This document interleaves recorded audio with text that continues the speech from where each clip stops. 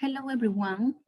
Today, October 20th, 2021, look here our title. It says, what can you do? So today we are going to ask questions using the zero condition. Okay, you can see here the zero condition. It's a pattern, it's a things used in English and in any other language like Spanish, French, and others. So look here, we are going to ask and answer questions about helping the environment. Remember that we are talking this unit, it's all about the environment. So let's see. It's necessary to remember the expressions like start a compost pile, reuse paper, recycle bottles and cans, plant a garden, turn off the lights, shut off the water. So those expressions will be used in the next pattern. So let's see. So look here, the girl says, still using these expressions. So yes, we are going to use these expressions.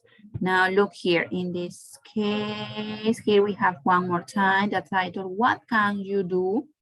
What can you do? Remember that that is the title. So question with zero conditional. So now, here we have, this is an action that many people take to help the environment. What is this? This is shut off the water. But now we are going to use it in the new pattern. Let's see. In this case, here we have, if you want to help the environment, what can you do?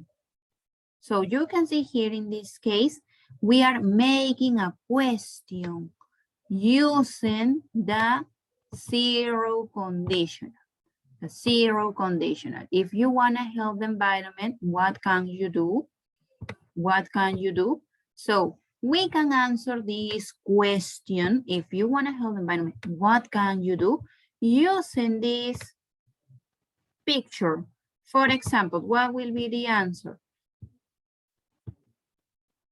I can shut off the water. I can shut off the water. Something really important about this. Look here. In the question, here we have the modal verb can. Look here. What can you do? What can you do? Now, this word must appear in the answer. Look here. I can. It's really important. I can. So, for example, if the question says, if you want to help the environment, what should you do? So, I must answer, I should shut off the water. But in this case, the modal verb can is in the question. So, in the answer, must appear. I can shut off the water. If you want to help the environment, what can you do? I can shut off the water. Let's see another example using the zero conditional with questions. Let's see. In this case, in this second example, here we have, if you want to help the environment, what can you do? If you want to help the environment, what can you do? So let's see. The answer is, I can reuse paper. I can reuse paper. One more time. So reuse paper. So look here, that information is in this picture. Reuse paper. Now, can, remember, I can. What can you do? I can reuse paper. What can you do? Remember that if the question says, what can you do? The answer is I. I can. What can you do? The answer, I can reuse paper. Now we can read this message here. It says, two sides are better than one. So that's why we said we can reuse paper to help the environment. Remember that that's all to help the environment. If you want to help the environment, what can you do? I can reuse paper.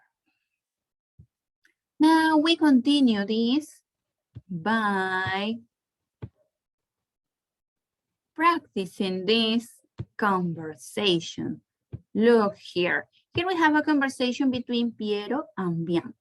So this is a really nice conversation. Listen. Do you reuse paper at your school? No, we don't. If you want to help the environment, what can you do? I can recycle bottles and cans. Great, that's a good way to take care of the environment. So now remember that you are going to create a conversation. You have already done that. So there are some groups that must present their conversations on Monday. But look here, something important about this conversation. In this line, in line number 3, we can see that Piero used the pattern that we saw in the previous slide. If you want to help the environment, what can you do? So in a conversation, they are using what they learn. If you want to help the environment, what can you do? So Bianca answers, I can recycle bottles and cans. I can recycle bottles and cans. So she answers that, but look here, recycle bottles and cans. Bianca is using the expressions she learned in class. Piero too, look here, in this case, do you reuse paper at your school? So is using this expression, reuse paper, in a question. There are many ways in which we can use the expressions we learn in class. So remember that some groups must present this conversation on Monday. So look here. Do you reuse paper at your school? No, we don't. If you want to help the environment, what can you do? I can recycle bottles and cans. Great. That's a good way to take care of the environment. So now we can change this information too. You can use another expression when you present your conversation. Oh, sorry. When you present your conversation, you can use another expression. Here we go. In this case, you will see that that pattern is here in your student book.